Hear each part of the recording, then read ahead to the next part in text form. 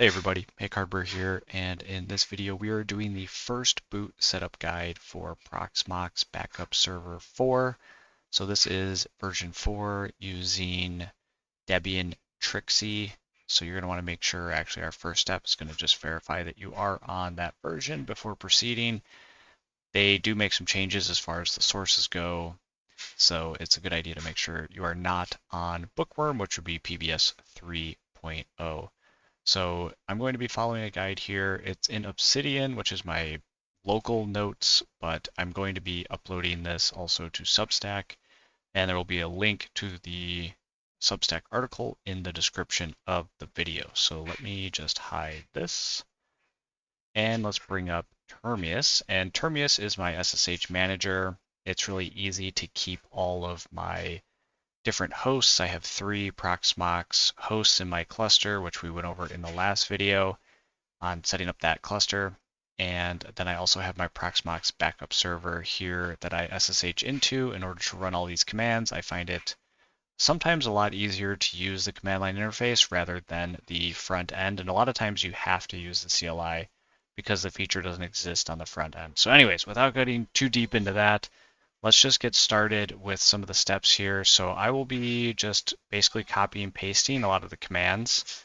And like I said, you can find the text commands in the description of the video. So we're going to start out by just, I know that I'm on the correct, whoops, that's the wrong one. I know that I'm on the correct version, but let's just go ahead and paste this in here. And we can see I'm in Trixie, which is the latest Debian. All right, and then by default, the Debian sources should be set up correctly. We can just cat them out like this, and we can see we've got the main, contrib, and non-free, which was added as part of the regular source packages here, or source lists here. And if it looks like this, which it should be if you're running on 4.0, then you should be good to go. We can just move on to the next, which is we want to disable the enterprise repository. Of course, if you have a subscription, you don't want to disable it, but I'm assuming most people following this guide don't have a paid subscription, and this is totally fine to do. It's fine for a home lab. If you're doing like production or you want to support Proxmox, then of course you get a subscription. But what we're going to basically do is echo this enabled false into the bottom of the etc apt sources.list.d PBS enterprise sources. And what that's going to do is basically make them false. So in the last guide, we commented out. You could have also done this where you're basically saying enabled false, and we're actually going to remove the quotes here. They're not needed. And then we could just confirm this by doing cat. Actually, we'll just copy the command here. And we can see enabled false. So that basically just means that these sources aren't going to be used.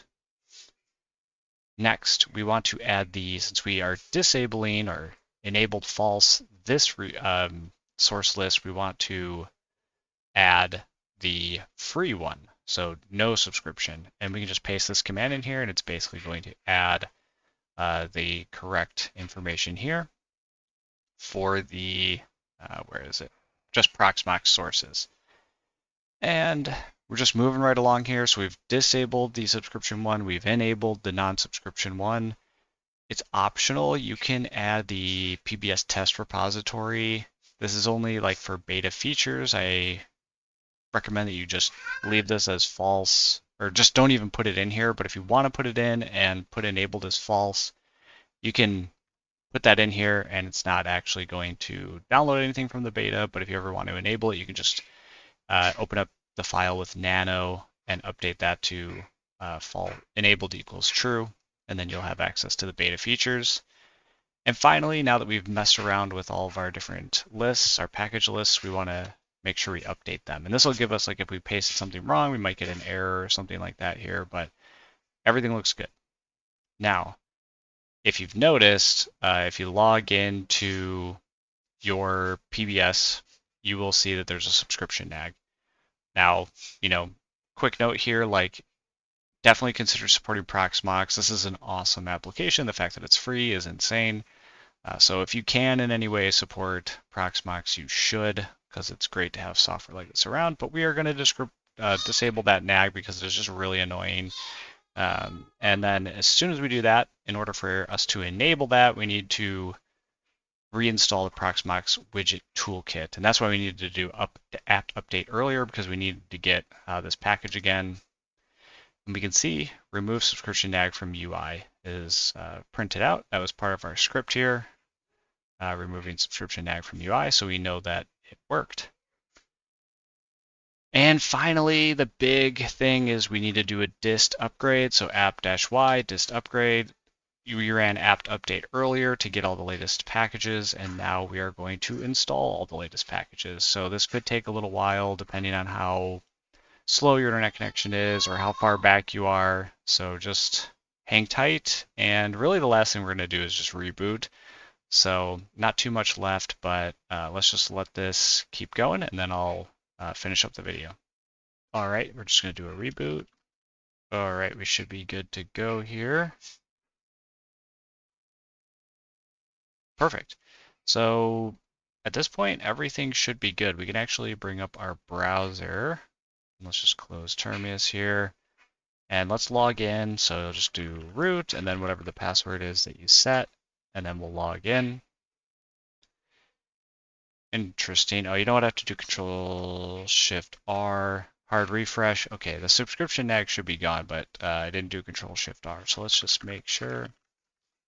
Boom. No subscription nag. We do have like no valid subscription down here, but that's fine.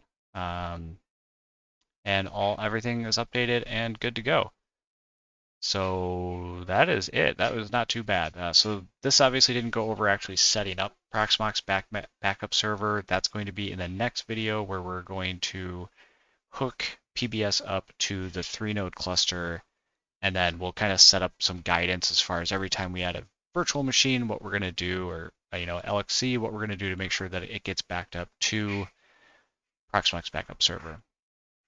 So I will see you in the next video if you want to learn that.